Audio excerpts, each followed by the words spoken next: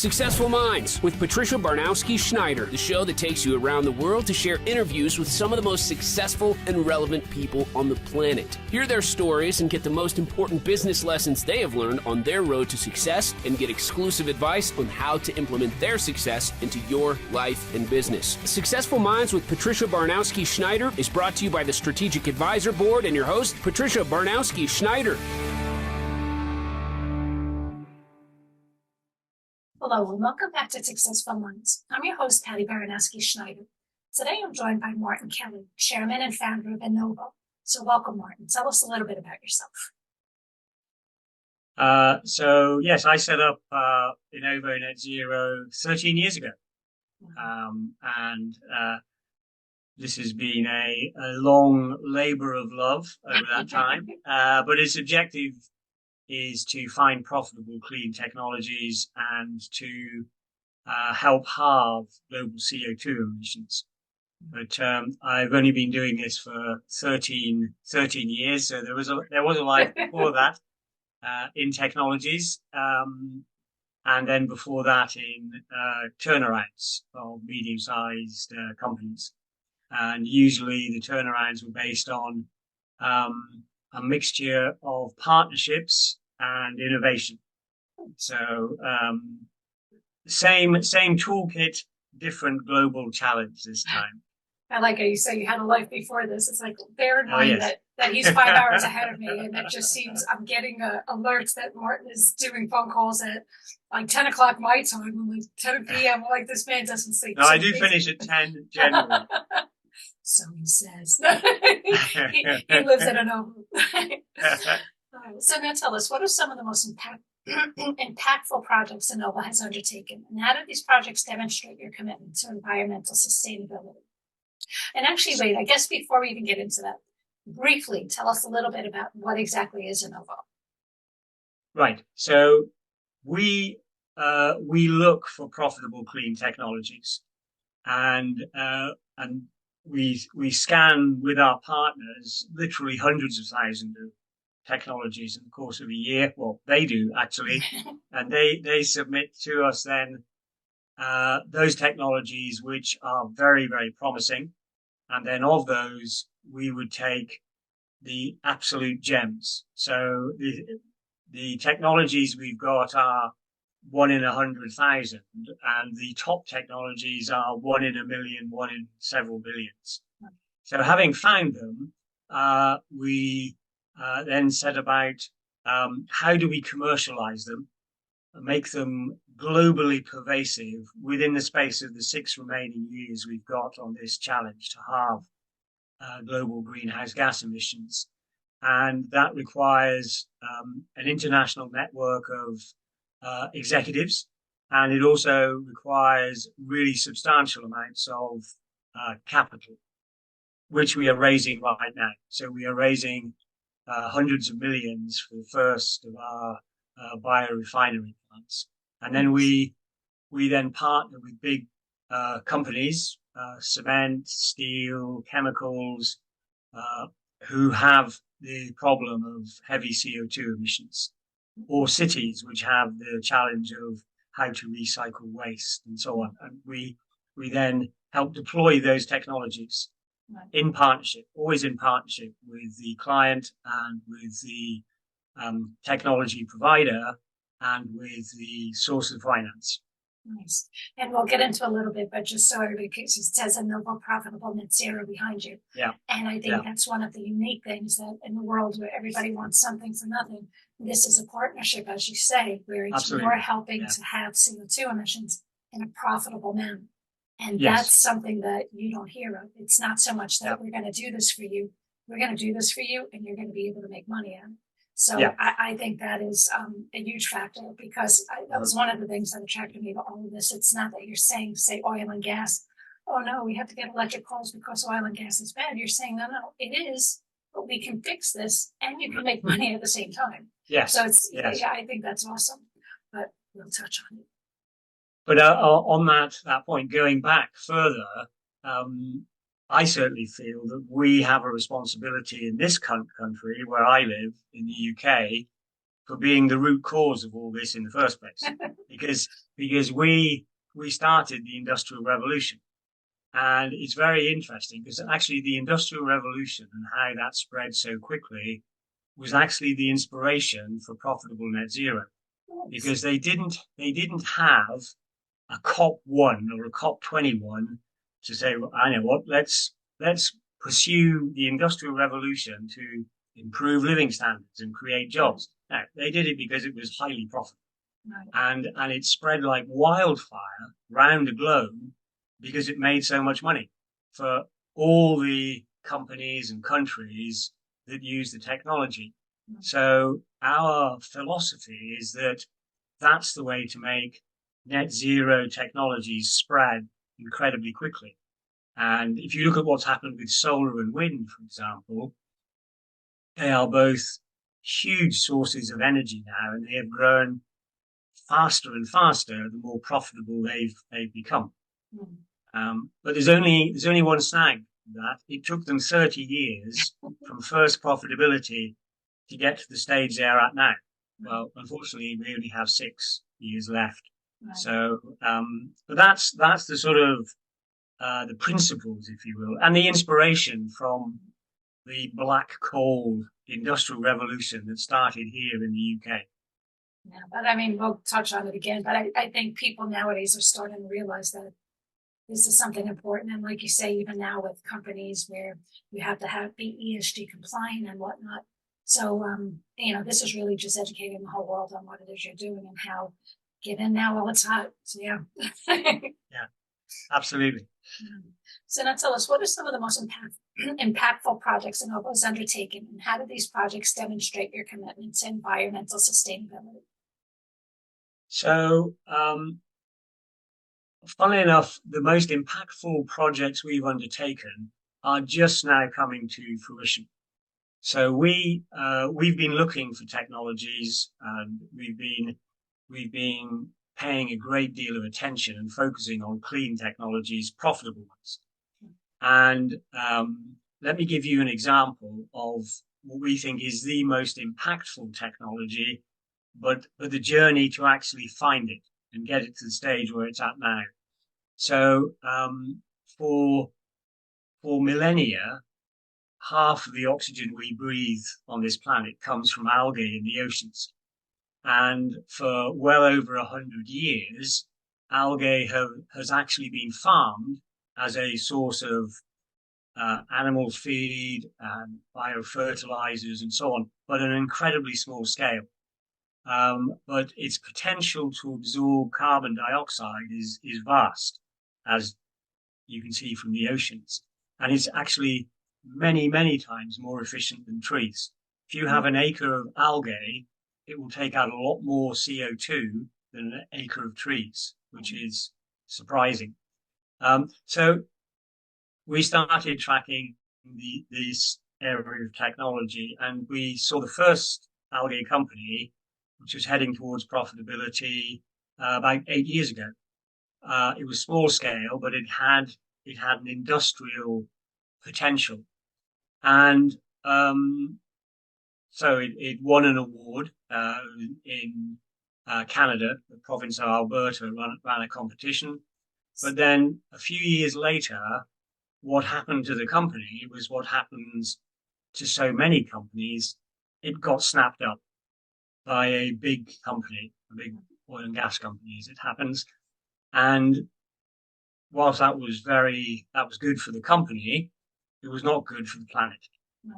And so we have tracked this technology, and it's now reached a point where very, very large scale biorefineries, we call them, are now built and operational at early stage industrial scale, and they're being scaled up.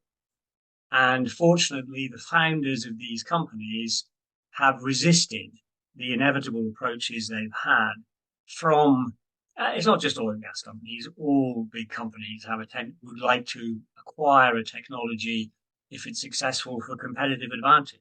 It's part of the world we live in. So I don't blame them for that, but it doesn't help address climate change, right? If these gems are locked away for the benefit of one company, to give it an edge over its competition.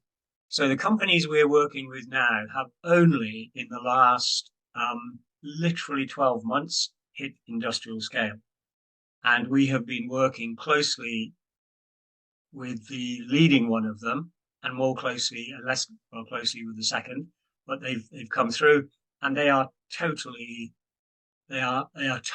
technology breakthroughs. So where you used to take, you could get 27 tons of CO2 a year out of an acre with the old ponds and biofences, you can now get 40,000 tons of carbon dioxide out of 1 acre of this biorefinery, when basically the smoke is bubbled through the algae and exposed to incredibly powerful lighting, more powerful than Super Bowl. And so the algae grows at an absolutely ferocious rate. It's a living organism, and that's harvested to create animal feed and fish feed and biofertilizer and even food supplements. And it is hugely profitable. And at the moment, it costs about $40 to $50 a ton, lowest cost, to remove a ton of CO2. With this technology, that same ton of CO2 is worth $3,000 of profit. So it is a massive change. It is just, you turn, as we do, we turn up outside cement, steel companies and so on, basically saying, we like to buy your CO2 and we can build the plant on your premises and we'll turn that CO2 at $3,000 a ton profit into fish feed, animal feed, omega-3 oil, cosmetics even. So it is a total game changer for us, and the impact it can have is enormous.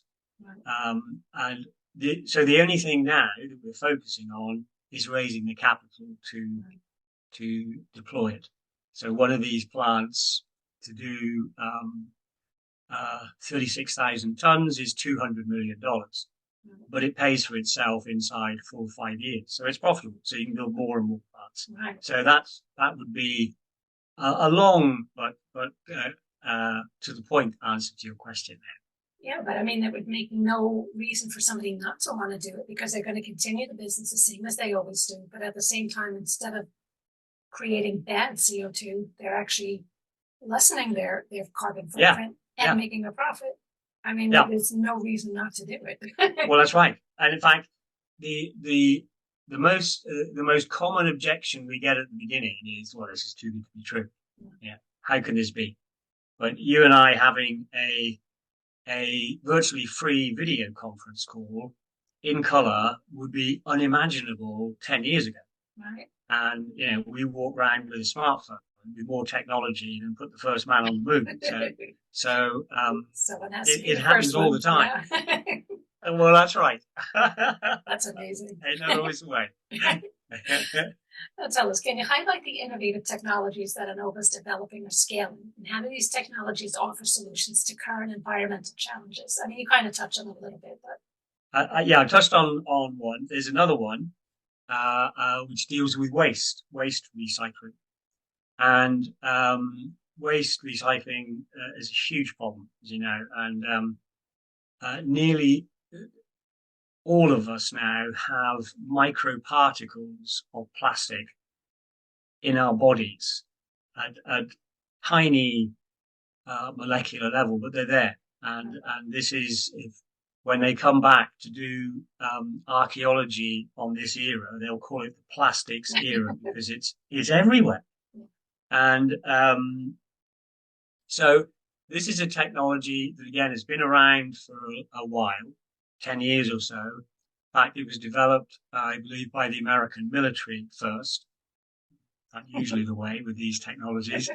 And what it does is it takes anything, literally anything except explosives and radioactive waste, but anything, hospital sharps, toxic waste, sewerage, effluent, certainly landfill, and they just shovel it in bales, into what is a very high pressure cooker. And it uses microwave and very high temperatures. And what they do is they progressively cut every atomic bond across everything. So plastic is broken down into pure carbon, pure hydrogen, pure nitrogen, pure oxygen. And that carbon comes out as pure graphene. And graphene is a form of carbon that has incredible properties. So they're deploying these now, and we've introduced them to about 10 major American cities, from Chicago to Mesa in Arizona. I think it's in Arizona, but anyway, down south. You got it. I'm a Brit. I'm not US. So and they can use it for landfill profitably. And our job is to introduce the cities to the technology. Unfortunately, the technology provider had raised its capital before we got involved. We would love to raise capital for this, because they have raised $46 billion to deploy this. It's just huge. But it can do away with landfill completely and waste. And so, and of course, the outputs are incredible. It's pure oxygen that comes out, but the graphene is a wonder material. Graphene is 200 times stronger than steel. And there was 2 Nobel Prizes awarded for the 2 scientists who discovered graphene. I think it was about 20 years ago. But the breakthrough is being able to make this on a commercial scale. Now, graphene, if you have a graphene battery for your electric car, you can charge it in minutes, not hours. And it makes solar panels 40% more efficient than silicon does. So it has this huge number of uses, and we are so keen to distribute this product, this graphene, pure carbon, internationally, to help provide additional income streams for the waste material. But it's the frustrating thing about it is that municipal councils are not the world's fastest decision makers, right? They have their own governance they pursue, which is right and proper. So speed to getting this deployed is more challenging. That's true. No problem with the capital in this case, but it is a very profitable, revolutionary technology. It's a shame that they're taking so long, because that is a big issue.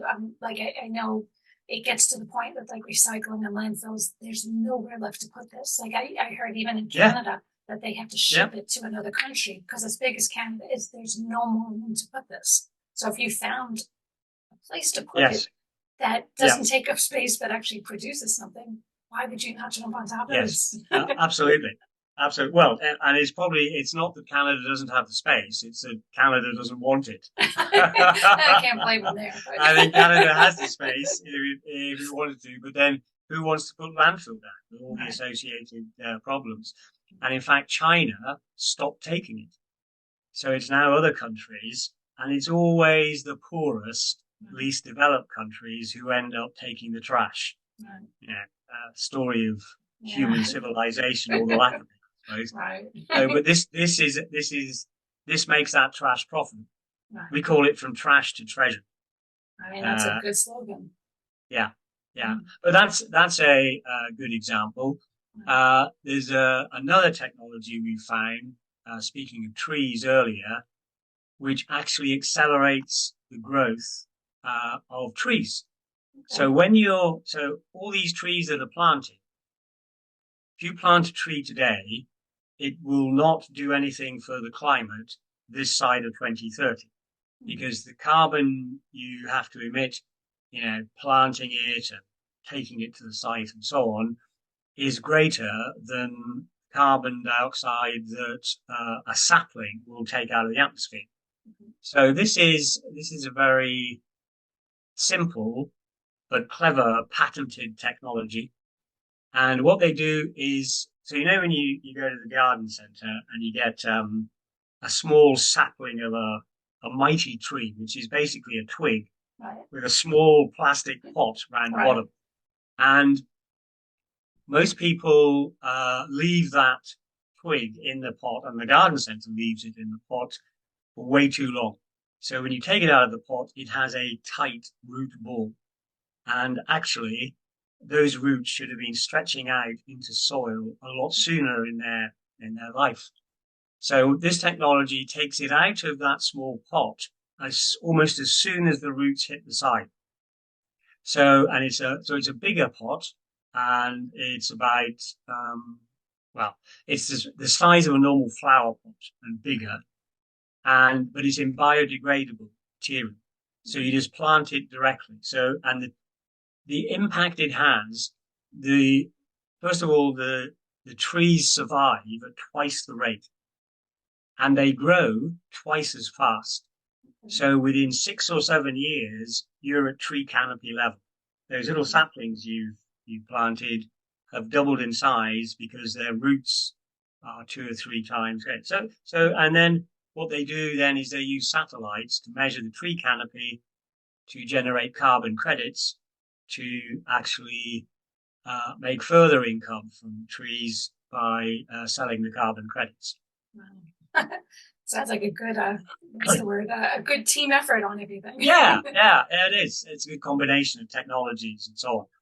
But they're actually part of a program with the UN to plant 1 billion trees worldwide. Wow. So the trees are being planted in Mongolia, Bangladesh, and a couple of other countries as well to hit this billion tree, right? But the key thing is those trees in those pots will actually start taking CO2 out of the atmosphere ahead of 2030, which is a kind of deadline. That's awesome. How does INNOVO collaborate with industry giants and startups alike to amplify the impact of your initiatives? And can you share a success story from these collaborations? Let me start by sharing with you typical non-success stories, right? Because I would hate anyone to run away with the idea that this is easy, because actually, that's probably one of the hardest things, especially with the bigger companies. It is so hard to establish a relationship with the decision maker. It takes so long, and then the bigger the company, the greater the challenge they have in actually making things happen. So we found that very hard to achieve, and that's one of the reasons, Patty, why we've engaged you as Pristine Advisors as our marketing agency, because that's exactly what you've been doing for us. So that's a great, because you need that background awareness. So that and PR and so forth, and podcasts like this, they don't put everyone off being INNOVO completely. They achieve that effect. And the other thing we do as well is we try and recruit executives with connections. And we've also learned how to put up short videos which are informative on the website. So you can go, if you want to find out about the technologies and the 50 or so other technologies we've got, you can go to the website, and for the leading ones, you can actually watch a short video. So that helps as well. And executives who are connected inside these organizations who are trusted. So they are senior enough, they have the connections, and when they go and talk to their usually former colleagues at board level, when they say you have to see this technology and how profitable it is, they get listened to. Right. But it's taken us a long while to master that, and even then, as you know, we're working on this massive marketing campaign. Well, You're doing most of the work. We're just giving you the material. Lots of it, which is good. But yeah. But if you can achieve that critical mass in the market, where people come to you rather than you having to knock at the door of what can often appear like Fort Knox breaking into a company, then that would be a game changer completely. I mean, if you look at some of the tech giants, and we aspire to be a tech giant, we just aspire to be a clean tech giant. That's awesome. That's our goal. Is that opportunities come knocking at their door. Now, in terms of partnering with the technology providers, much easier, because they are always looking, or nearly always looking for, well, they're always looking for customers, and especially big customers, and quite often they're looking for capital as well, investment. And we are finding it now easier and easier to engage with big companies because of the portfolio of technologies we have got. And so it then makes it, after they've evaluated the first one and planning to deploy it, they then will very readily consider numbers 2, 3, 4, and 5 from the same stable, because it's a trusted stable. But it's still nowhere near fast enough. This has to. We work when we go and we meet a technology company, which is a 1 in a million, an absolute gem, like the algae, like the waste, and so on. We look at it from what do we have to do, what do we have to achieve to make this technology as common as solar farms and wind farms by 2030, 6 years. And so we work back from that target. Makes sense, though. It does focus the mind on the value of each day on that journey and what you have to achieve that scale. But you're right when you said having connections that know somebody, because nowadays in the world, you could be the greatest in the whole wide world, but it's, I guess just especially since COVID, everything became remote and people are just bombarded. So unless you know somebody, media is the same. I mean, it's just, unless you know somebody to kind of tap somebody on the shoulder and say, you need to look at this, it's almost close to impossible to get attention. It is very, very hard. And of course, the noise worldwide is just accelerating. Well, it's growing. It feels like it's growing exponentially. Every company has its own team of loud hailers that go around shouting about the product. Yeah. Although, interesting you talk about since the pandemic, we love remote working. Well, you and I have never met, and most of my management and I have never met face to face, but we work together online. And it's not as good, of course, as face to face, but I reckon it's when you add in the airports, the hanging around, the traveling, I've got to cancel the meeting at the last minute. When you add in all of that, I think it beats face to face meetings, because, I've just come from one call. I've got another call. I had a call this morning in Australia. I've got a call tomorrow in Beijing. Well, you wouldn't be able to get there and do that. And heaven knows what state I'd be in. Yeah. Well, they're ironic. Lounges and all. Yeah, I've been working remote long before COVID. And the funny part about it is it took a little while for me to come up with a system. But I work harder this way because there's no downtime. I used to travel. Exactly. It was like 3 hours, to and from. Then it was everybody coming in the office. Oh, did you see the show last night? Let's go to lunch. There was so much interruptions where I'm basically on call from the minute I roll out of bed to the minute I go to bed. But it's not for everybody. You learn who the good people are, but I think it's a lot more productive. So I get it. Yeah.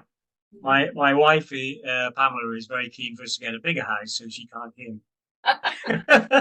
She's going to put you in the garage. Well, that's right. That's right. So, yeah. But it is, it also has quite a bearing on our recruitment and the talent we can recruit. Right. Because we do have a very flexible way of working with us. We've had in the journey here 400 odd senior executives and some junior executives working with us, part-time or full-time, short-term or long-term. And because it's remote, it's easy to do. It's easier to do.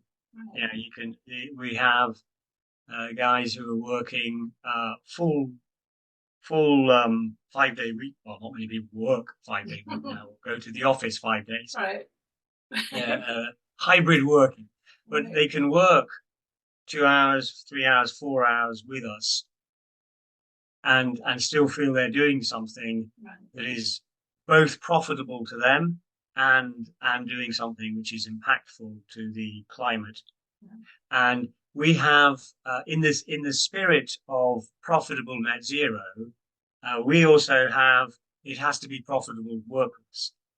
And well, as you gather from today's call, there are some very unusual aspects about the way we do not have. I hate the word human resources. I think it was, I don't know, well, designed by someone in finance. So we've got machine resources and we've got human resources and so on. So to me, it's always talent, right? And how you get the best out of talent, but also how you reward them fairly. And I hate the idea that if I'm an employer, and I've been an employer in companies, I'm trying to pay you what I can get away with, right? And that is a way of employment. So we have this principle of you get a fair share of the value you have created. And that value can be huge. If you introduce us to a company or an investor, or you come up with an idea which is extremely valuable, that is hugely valuable to us, and you should share it. And that means that alongside putting your time at risk, because it's an entrepreneurial culture, so if you invest your time and the project you're working on doesn't pull off, or the company you are hoping to introduce us to doesn't go anywhere, or it's stuck in their own bureaucracy, which is not uncommon, tragically, then that's your time lost. But on the other hand, if you do invite them, then the remuneration and the capital, because you get shares in, you get equity in all the companies that you help build, that can be life-changing, and the remuneration is uncapped. So we have a very unusual, having been exposed to it, you probably agree, a very unusual remuneration system. Right. Yeah, as I say in life, you get what you pay for, right? You want the best talent, you got to reciprocate. Well, that's right. That's how it's had. Yeah, and you reward them after they've delivered the results, and they get a fair share. So, it gives people an incentive to work harder because they want to get the benefits. Yes. Now, how does Innovo's business model ensure profitability while advancing towards net zero? And what makes this attractive to potential investors? So, first of all, we start with profitable clean technologies that are proven to be profitable. They're already deployed, they're already working at an industrial scale, usually a small industrial scale. They're not at vast plant stage, but they're only 2 or 3 years off that. And so we add everything they're missing, but it's on that foundation of this. These are proven profitable technologies. And so we add what we believe is some of the best talent. We connect them to some of the best, most relevant commercial partners, because we are offering those partners other profitable clean technologies.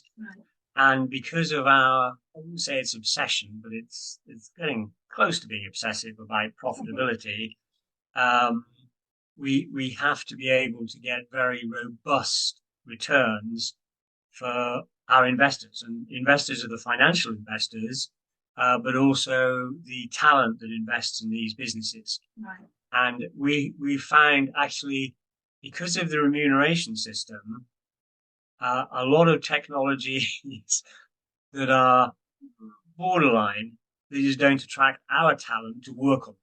I'm not going to waste my hours on that because that's not going anywhere. But the business model is very focused on the profitable outcomes, because the more profitable an outcome is, the faster this clean tech will spread, like solar and wind has. I mean, and you said you have 217 biorefineries at 18 companies committed, subject to contract and finance. I mean, people want this; they're chomping at the bit for it. Absolutely, so the Yeah. potential for gain is there. They just need to get started. And it's interesting. And I talked earlier about how difficult it is to get into these big companies. Going to them with a biorefinery. Let me give you an example of the cement industry. And this has been a problem that's faced the technology providers. So when they went to cement companies, their proposition was, look, we can take your smoke away. We can make it profitable, but you, the cement company, need to invest in this plant, right? And okay, the investment is going to be about 2 times your annual EBITDA. And it's going to be producing products like animal feed and omega-3 oil, of which you have no idea. You're not in those markets. So unsurprisingly, they got no takers, hardly any takers. So our proposition now, and that's why we've had such a fantastic response. So I must correct the greatest challenge, because it is now the easiest part of the business. Going to a cement company and saying, right, if you let us use some of your land, the cement companies have lots of land from quarries nearby that they've dug up. Give us some land, give us your smoke, and we will take the smoke and we will profitably convert it into animal feed, fish feed, supplements, even cosmetics, right? At $3,000 a ton profit. After they've got through you've got to be kidding me. This is some kind of April the 1st hoax. They're there in line and I said, we will finance it. That's the deal. If you sign up, we will arrange external finance. Now, as you say, we've got 18 companies, 218 biorefineries, where these companies, steel, cement, chemicals, oil and gas, power generation, have all said, yes, please take it all. Because and they are going to make money out of this, not because they're investing in it, but because actually there is a green premium for clean steel. So, for example, the car manufacturers are crying out for zero carbon steel. And just right now today, to convert a steel factory from natural gas to electric arc furnaces running on solar power, you're talking about $1 billion, right? That's the ticket to get just to the words clean after the steel, right? Now, with us, it costs them nothing, next to nothing, and they can command a premium in the market. We don't know how much of a premium, but steel companies are building and investing $1 billion in conversion in the confident expectation they're going to get a return on that. So it's a safe. Right. So that's why it's very straightforward for us now to engage the big heavy industries, which is where we have one of the greatest needs for attacking climate change. And every company will get there, because now, isn't it like a point system where their emissions are less, so they're not fined and yep. Yeah. So yep, absolutely. And they command a premium price. Right. So a number of the big car manufacturers who've already said we will pay a premium for zero carbon steel. And of course, the steel companies say, well, it's all very well to say for you to say that, but is it a big enough premium to cover 1 billion euros per steel factory, $1 billion? And the answer is, well, no, not that much. So there is that demand, and it is accelerating. Yeah, but that's why the investors have to see, you how much, like you said, was it 3,000 per ton? I mean, how many tons per factory? I mean, well, it's I think it's two tons of CO2 per ton of steel. So if you have a factory producing 1 million tons of CO2, right, that is worth an absolute fortune to us. Right. Multiply that 1 million tons by $3,000 per ton profit. Now that's selling the more expensive food supplements and so on. So maybe it's less. Say it's $500 a ton. That is still, for 1 million tons, that is $500 million of profit a year. Right? But you have to invest, of course, first as a capex cost, but it's a payback of 4 or 5 years. So, which is, given what the stock market's given nowadays, it's like tanking left and right, and the banks aren't giving anything. So why would any investor not want to do this? Well, exactly. But again, it's just lack of awareness that it exists. Well, that comes back to the marketing. Yeah, I was going to say that's a tricky part, because people always say, "But I've never heard of this," but it's there, and we're making sure you know about this. But and that's where the connections all come in. So the media has to wake up and acknowledge this and start paying attention, and because people always say, "Well, I didn't hear of it, so how do I know it's real?" It's real. It's happening. I mean, you even said you can. If people wanted to go and actually see it in person, they sign an NDA, they can go see what's happening. Yeah. Well, and the crazy thing is, this has been happening for 100 years. Yeah. It's just the scale.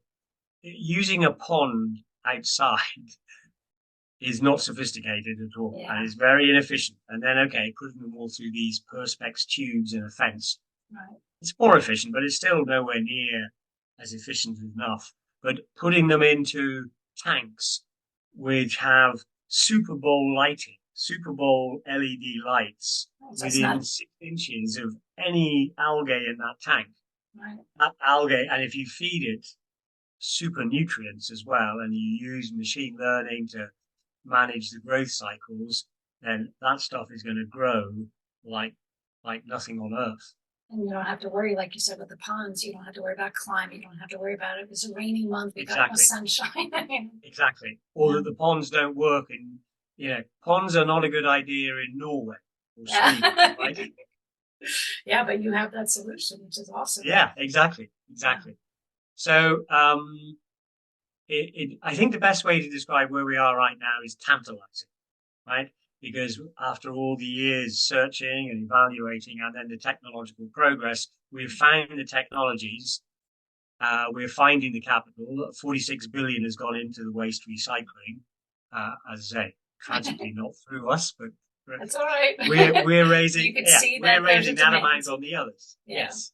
So we and getting a good response from investors. So it is tantalizingly close after such a long journey here. Feels like. For sure.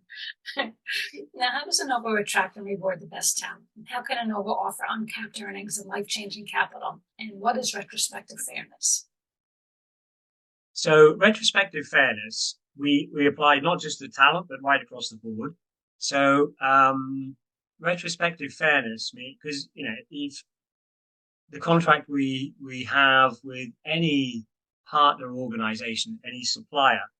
Apart from those, retrospective fairness is not something that the tax authorities understand. And it's not something either that the utility companies, for your electricity or whatever. But with our partners, it's retrospective fairness. And what that means is that, when you sit down with a new partner, we find that we specialize in agile partnerships, which are fast, where you build trust quickly. Right. And we build trust by always trying to give something with no strings attached at the beginning. Okay, here it is, no strings attached. I mean, it's the same as when you go to and someone offers you an e-book, right? Here it is, no strings attached. Well, right.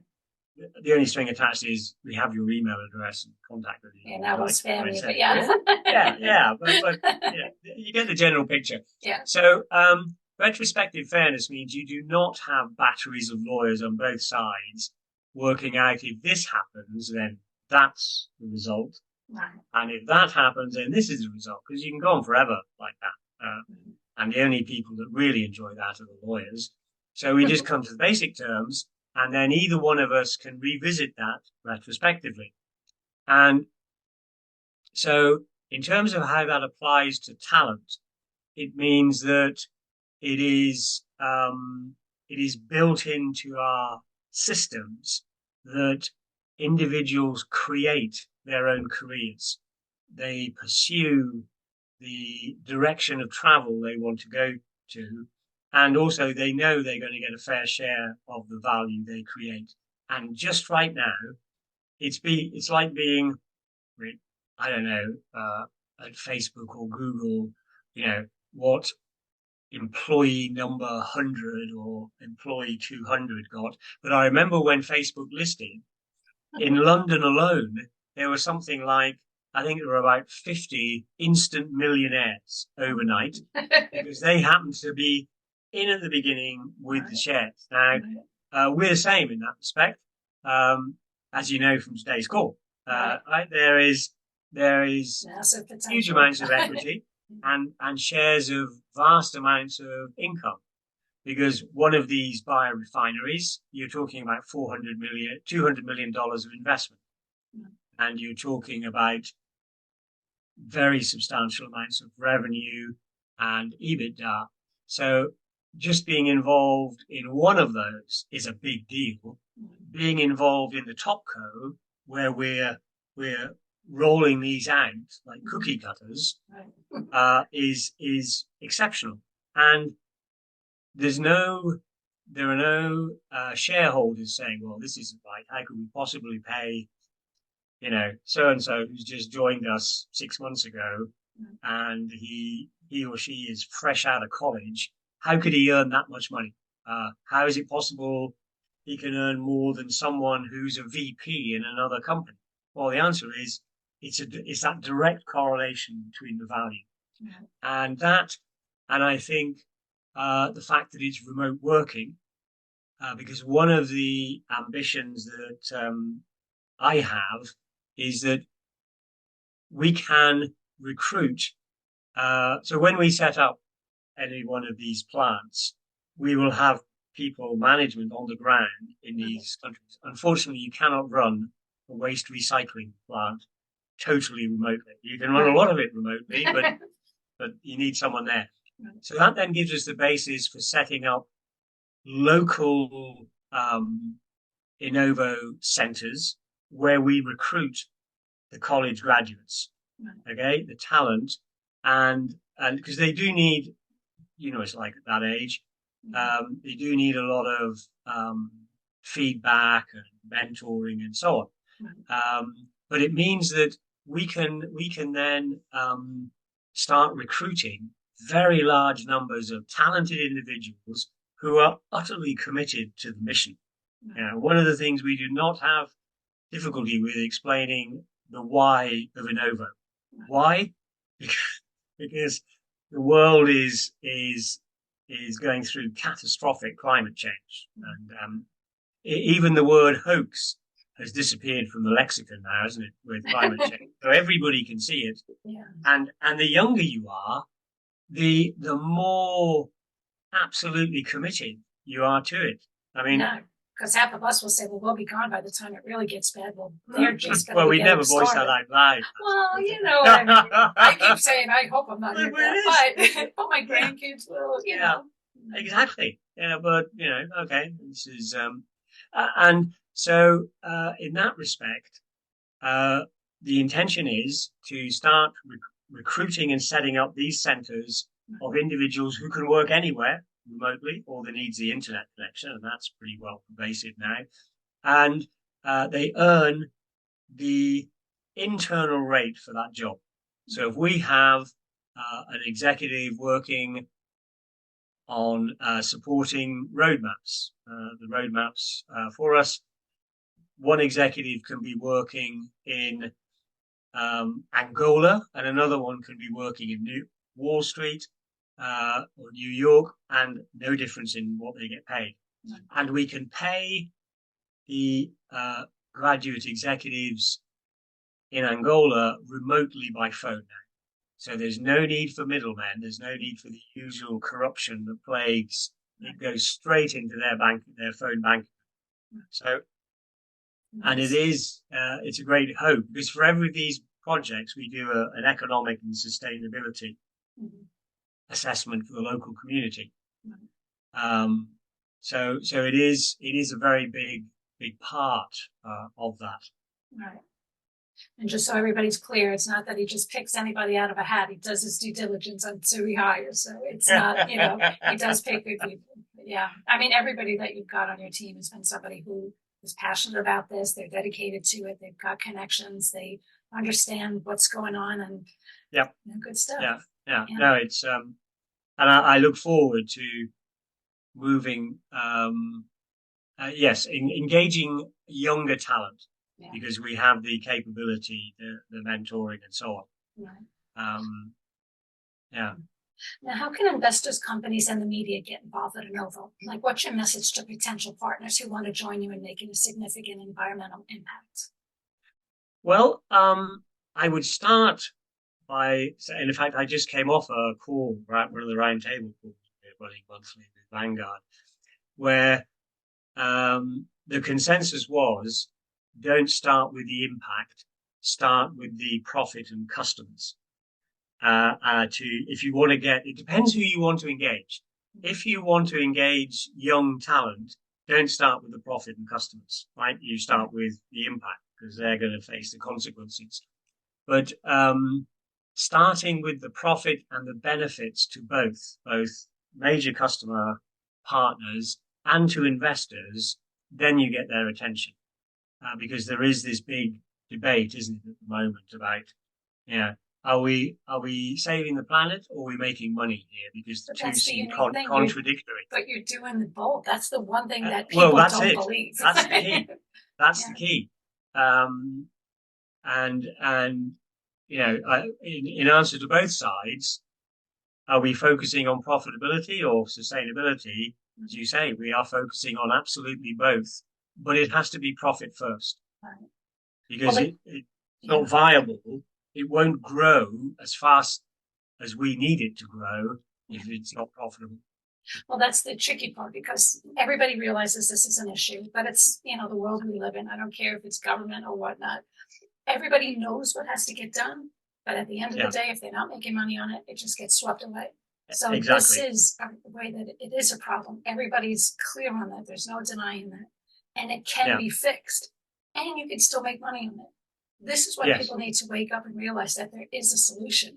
There is a solution that appeases both sides of this. Yeah, but that's what's hard to take in, because it just seems so improbable. And I look at endless clips in the media and news and on TV about this technology and that technology. And sure, there are some great technologies out there, but they're not now. 99.99% of them are not now on the scale of impact we need to hit the challenges we face. One or two are, but the vast majority aren't. And you feel like, but over here, look at this technology, not ours. We just found it. But it is changing fast on both counts. And as you know, as these big companies we've now started working with, and we're getting a memoranda of understanding with them, as they start to reach out to their own audiences with their own marketing clout to say, look at what we're doing, look at what we're putting in here, look at the money we're making, and how is this going be really attractive to our customers, then it'll hit that marketing tipping point. Right. So I guess now you're involved with a whole lot. Basically on your website, it's having CO2 emissions profitably. Your website contains so much cost of achieving net zero for heavy CO2 emitters, steel industry, cement industry, coal, oil, gas, whatnot. Technology that converts CO2 into, your website contains so much info, but I guess in a quick nutshell, just tell investors, media, and potential collaborators, every type of company out there that is under the radar for massive CO2 emissions, how you can help them slash, your goals to do this in the next 6 years profitably. It's very simple. If you're an investor, go to the investors page, right? And we can take you immediately to the whole investment proposition, which has been put together by an institutional investment standard. So the investment that we are raising is capable of being submitted to the most thorough due diligence by the big investment banks, the big private equity houses, and the sovereign wealth funds. If you're a commercial partner, just go to the roadmap. There's the roadmap. We do the roadmap, and we look at your business, your supply chains, and we then work out which are the most profitable clean technologies to deploy as quickly as possible. So it's very, very simple and fast and highly profitable. For sure. Now, anything else you want to add that we didn't already talk about? No, I think we've been around the world in a You have so much going on. I know. Well, it's kind of tricky because that's the crazy part. It's not that, you're a clothing company that, you have jackets for when it's cold. You have a product that covers so many different angles. You have ESG, you have climate control, you have saving the planet, you have creating fish. Even with that, it's fish food. It's, like you said, it's dyes. It's like cosmetics, vitamins. It's just so much. It's enormous. But it's more like coming back in the gold rush with a whole range of different nuggets, right? But make no mistake, there's mountains you have to go through to get to the nuggets. So, and it's not just one. And they're not ours. All we're doing is just presenting them to the outside world and looking for investment and commercial partners for these technologies. But it is like coming down from the hills, these nuggets, and people say, oh, that can't be real gold.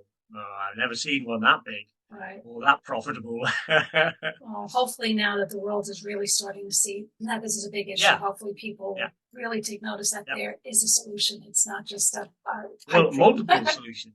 Absolutely. Yeah. So I'm going to include your website and everything on here, but is there, how do you want people to get hold of you to learn? Just use the website. There's a more info button. You can click, book a call with us, and we'll talk, because everyone's specific needs are different. Right. So rather sort of blanket, book a call with us and have a chat. Yeah, and if they can't find any info, let one of us know. And because I know the website has so much information on there, and there's the LinkedIn group that I'll post all that on here too, Twitter and all that good stuff. And there's a boxed set of videos at no subscription premium. Yay, something you don't hear too much nowadays. Okay. Well, thank you again for listening to Successful Minds with Patty B. Never miss an episode by subscribing to the channel. And again, this was Martin Kelly of INNOVO, Profitable Net Zero. So never miss an episode by subscribing to the channel. So thank you again. Thank you very much. Really enjoyed it. I haven't enjoyed a press interview so much ever. My pleasure. Keeping things real.